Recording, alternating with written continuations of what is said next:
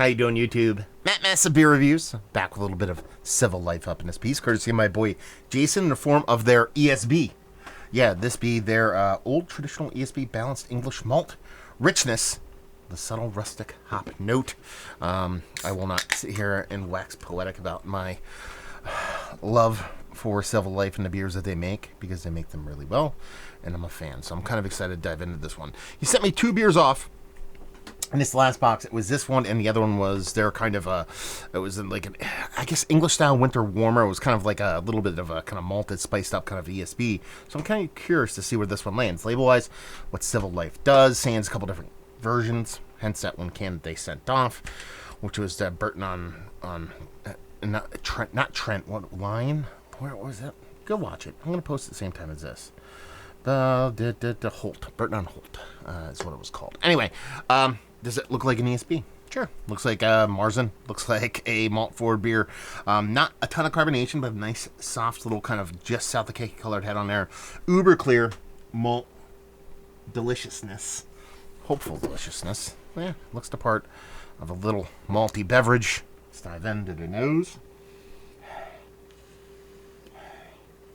I mean, really does come off very similar to that Burton on Holt. A little bit less kind of toffee caramel vibes. This is more like brown bready sugar kind of maltiness with this little bit of subtle hop note. I would not be surprised if both these beers had a very similar makeup, just a little bit of subtle fuckduckery, because that's how it's kind of coming off to me. It's coming off as a very similar beer, nice, soft, like I said, more brown sugar bready notes here with that little bit of spicy jams going on. Let's dive in. Cheers. Yeah, way cleaner, crisper version of that beer. Not nearly as heavy. Not that that beer was overtly heavy to begin with, but it has a super crispness. Gets into lager territory here, you know, and instead of ale, as far as the crispness goes. It still has this kind of ale yeast kind of characteristic to it as far as flavor, but as far as crispness goes, it's super clean, super crisp for relatively malty beer. I mean, you're talking about a big, like, again, from the nose to the taste, that brown sugar bready component to it. But where it really kind of dips its toes into ESB is the way the hops kind of come off. Because there is this nice, spicy, peppery kind of note to it. So it's not just a tannic tea, like kind of old school English, kind of, you know, Goldings kind of level stuff here.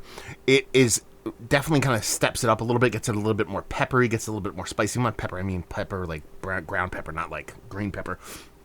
And just adds this bittering pop to it. On top of that, again, brown sugar kind of bready note, that bready brown sugar note that comes off really, really nice here. And just honestly comes off as a super clean, hyper level cleanliness, lager level drinkability in a really nice malt forward with a bittering pop on it. Americanized version of an ESB, I would go. I think the bittering here, maybe I'm just kind of misremembering because so many people do ESBs so different now, and a lot of the ESBs I get from overseas are quite old. With this being hyper fresh, it's about 2.5 weeks old, maybe. It just has this bittering that seems a little bit more aggressive to me, but to be perfectly honest with you, this is probably more what it's like traditional wine. So spot on ESB, let's put it that way.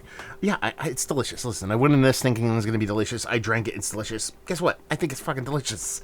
And I'm really happy I had it. So thank you very much, Jason, for sending these off. These beers just kind of, you know, we've, in the wake of everything that's been going on, the Miami Dolphins are good. Biden won the presidency. You know what I mean? Beers like this are still being made. All things are kind of turned up roses in the fall so far. Arsenal's not doing that well, granted, so 'tis what it is. Can't have everything, but it just, you know, it kind of warms my heart when good things exist, and to see a brewery that hyper focuses, I'm saying a lot of hyper in this review, but it focuses on these kind of styles and digs on them and does them to such a high level, just makes me happy. This is one of the better ESBs I've had as late. Yes, Mount Rushmore status, value and availability. I have no idea about this, but when I looked at their website, which is the first round of reviews, this is like probably like $10 for a sixer of this. All day, except I want this brewery down the street from my house so I can just drink on draft all the time and leave you with, if you like what we like, this beer if you like old school beer, if you like well-made beer, if you like BSBs, if you like beer, we'll go that simple again. It's pretty much become a mantra for these Civil Life beers because that's what they do. They do old school beers in a very clean, crisp, and epically well-made fashion. So if you like those kind of beers, this is not going to suck for you. So there you go. Another review in the books. Thank you very much again, Jason. Down there if you want to talk about it. Massive Beers. If you want to check me out doing the social media stuff, Beer Massive. Want to check me out doing the whole podcasting thing. And hopefully you guys enjoyed the review. Hopefully you enjoyed a little ESB right now. And hope to see you next time. Cheers.